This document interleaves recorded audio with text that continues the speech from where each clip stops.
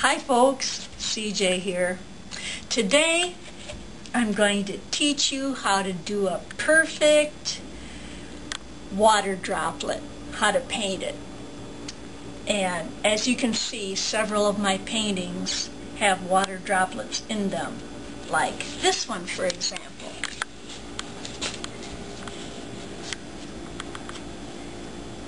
I'll just point them out right there.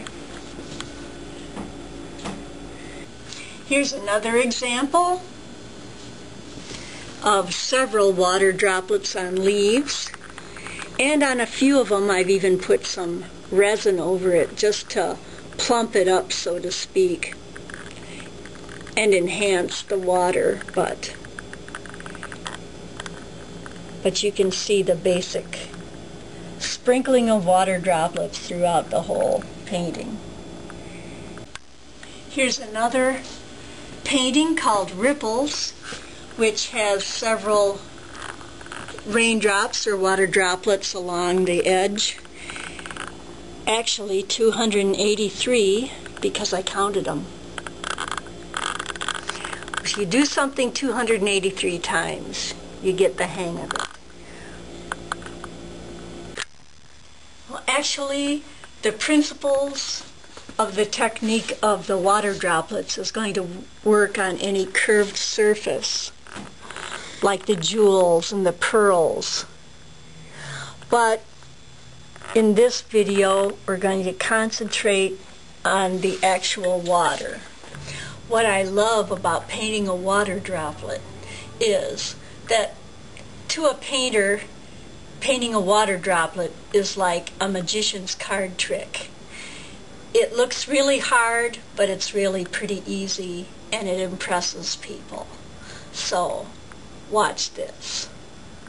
Now, what I recommend is first, before you start anything, put your droplet or get a water droplet somewhere so that you can actually see your model. And I'll explain what we're looking for. The first thing you have to do is consider where your light source is, and I like to use, just for this demonstration, a general overhead light, which would be like daylight at noon with the sun right overhead. Alright, this makes a very definite highlight, which is essential to every water droplet. Okay, now you might think that the highlight would be in the lighter part of the droplet. This is false. I would just visually cut the droplet in half. Where you have your highlight actually goes in the darker half, and then on the opposite end would be your lighter half, and then make sure that you have your shadow. Now I'm going to show you this on the paintings because I think it'll work a little better. Okay, I think I can explain it better this way when you're actually seeing the painted droplet. Your light source is overhead, and so let's visually cut it in half this way.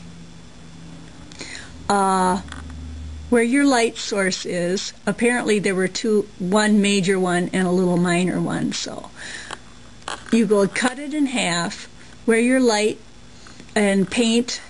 I like to paint just a little bit lighter than the surface it's on for my base. So you do your shape, and then where your highlights are going to be, that's the dark part, and the bottom, or where the opposite of the highlight is the light part. Okay, now you paint your darker part and your lighter part, and then right about where the drop would be at its highest point, you put your highlight. And then the essential part is to make your shadow opposite the highlight. Now I'm going to actually paint one so you'll see what I mean, because you're not probably going to get the full effect without using a pretty detailed brush.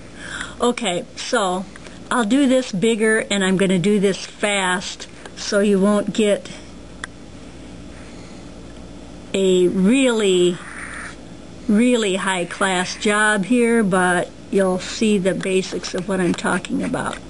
Okay, now see, I like to take, this is my base color, and just a tad lighter than my base color, and that's going to be my drop right there. Then I visually cut it in half because I'm determining that my light highlight is going to be here. So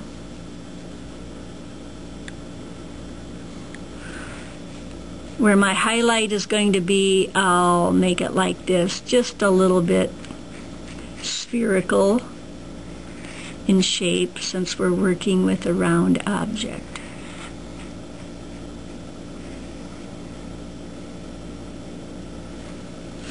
Alright, and then we want, if I was taking a long time, I'd blend it in a lot better.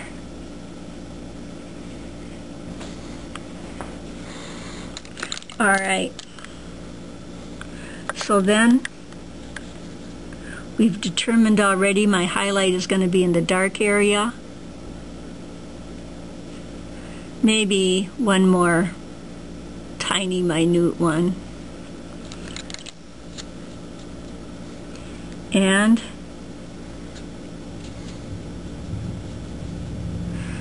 down along the rim is where the light part is.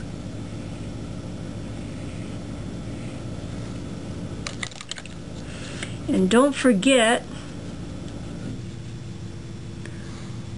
what I consider the most important part of all is the little shadow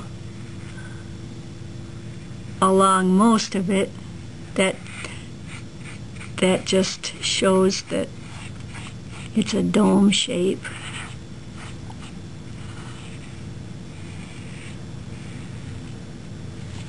Okay. I'm just going to blend this in now, just a little bit better.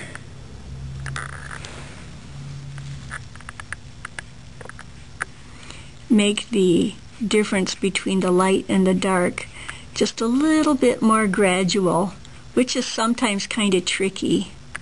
I'm using acrylic paint and it dries pretty fast, so that means you don't have as much blending time as you do with oils.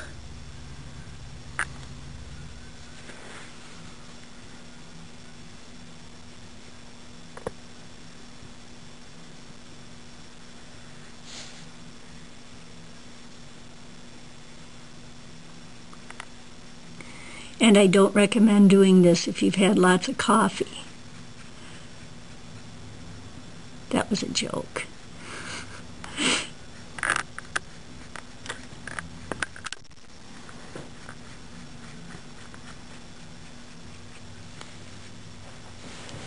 And I don't really like that line in there, so I'm going to try and get that out of there.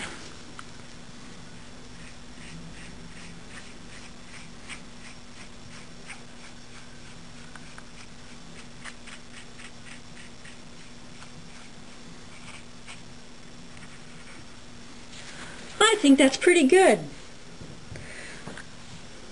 Looks pretty decent. And with a little bit of practice, you'll be able to paint a perfect raindrop every time.